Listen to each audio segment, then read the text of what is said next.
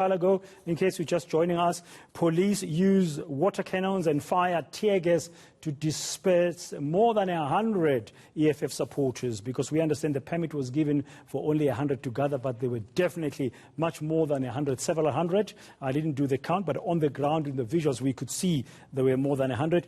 I don't know why the police decided to fire tear gas and use water cannons, because the EFF members, from the visuals I could see, they were just marching up and down the road and singing. They had not yet gathered outside the school where the 100 were permitted to do so. So I'm sure as the story develops, we'll find out exactly what prompted the police to fire tear gas and use water cannons. On the other side, they requested the K Party to leave because they didn't have a permit, and the K Party has left the neighborhood of Brackenfell peacefully, taking down the gazebo they had set up and moving away. So the story is still developing. Now let's bring on the South African Human Rights Commission that's monitoring this protest that's planned today outside Brackenfell High School. A previous demonstration earlier turned violent when parents and members of the community attacked EFF members who had gathered there. Now the organization says it's also investigating the allegations of racism. Joining us now via Skype is Andre Gome, a Commissioner of Education at the Human Rights Council. Mr. Gome, good morning. Just to get initial reaction for you, a quick reaction from the scenes we've just witnessed in the neighborhood of Brackenfell High School, where police, we don't know yet why, but we saw police using they fired tear gas and used water cannons to disperse a crowd of definitely more than 100 EFF supporters, while on the other side of the school, they asked members of the K Party to leave, and there was no tear gas fire there. How would you respond to that? How would you react, rather, to such a situation that's developing? Morning, Dan, and thank you for the opportunity. Yes, obviously one will have to look at the reasons that prompted the police to fire the tear gas.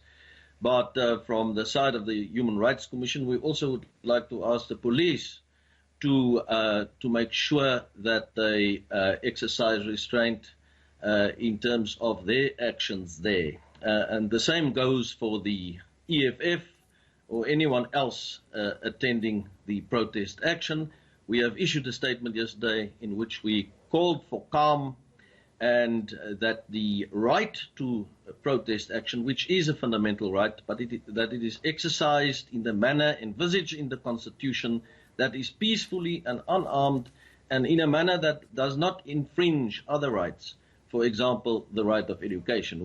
We understand from our monitors and officials that are present there on the scene right now, on the ground, that there are no learners at the school today, and that in itself, poses the question whether it was necessarily wise to allow the protest action to go ahead right in front of the school, where I understand it is going to take place. Yes, and we know the matriculants should be writing. Maybe the school has made special arrangements for the matrics to write their paper today, because I understood that there would be some matrics writing today, and unfortunately and sadly, as you say, there's nobody at school today. Yes, no, absolutely. So one should really make the point quite clearly that although the right to protest is a fundamental right in terms of our Constitution, people and parties, whoever, should be careful not to exercise it in a manner that infringes other rights. Yeah. The South African Human Rights Commission is looking at all the issues and allegations that have been made. We're looking into the matter of the allegation of unfair discrimination with regard to the matric function.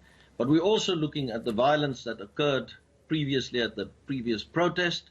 We're looking at other allegations of racism pertaining to the school, and also allegations of hate speech. I understand that there are even posters in the area with the slogan "One settler, one bullet," and so on.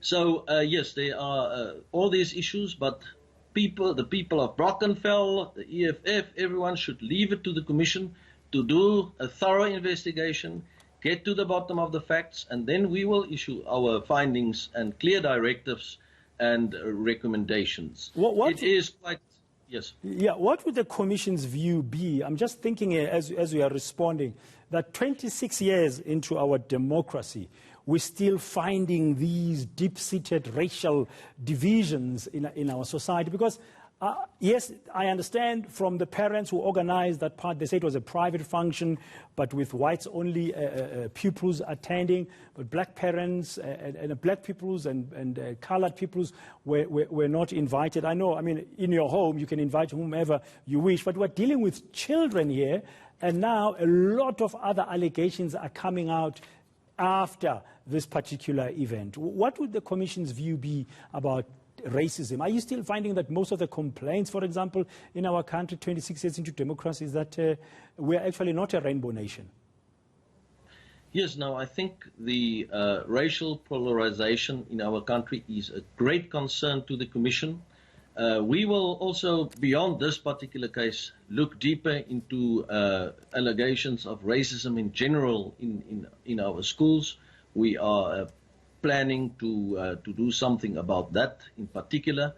And we also want to have an indaba on racial polarization in our country, and we are about to make announcements as far as that is concerned. Yes, I think there is a lot still to be done in our country to fight racism, to make of us what our founding provisions in our Constitution say we're supposed to be, a non-racial country, non-racial South Africa. And therefore, I would like to also call from the side of the Commission on everyone involved in this protest action today to exercise that right today in a way that forge cohesion rather than cause a greater rift in the fragile relationship between the different groups. It is time that we really work hard again at our Rainbow Nation and at making sure that we are indeed a country united in our diversity. That is what our Constitution says. That is what we should not only aspire to, but all of us in this country should work very hard in that direction. Now, Mr. Gaum, in relation to your investigation in this case, you said everybody must wait for you to investigate. Have you got any idea, as we speak this morning, how long your investigation is going to take? When should we expect an outcome? Yes, well, obviously we are dealing with this matter as a matter of urgency. We will do our investigation as soon as we can. We also don't want to disrupt learners at the school now whilst they're writing exams and so on, so that might cause a bit of a delay. But what I can promise South Africans is that we will get to the bottom of the facts, make our findings and directives. Okay, thank you very much, Andre Gaum, Commissioner of Education at the South African Human Rights Council. They are busy investigating what's been playing out there at Brackenfell High School. Very disturbing to find that, you know, a school is becoming yet a focus of allegations of racism, and these are not going away. No matter what the management of Brackenfell High School is saying, the white parents of the school are saying, black parents and the colored parents, and from what we've seen coming out now, all kinds of allegations. And it is a sad indictment that we as South Africans, black and white together, we have failed 26 years on to really be one united nation.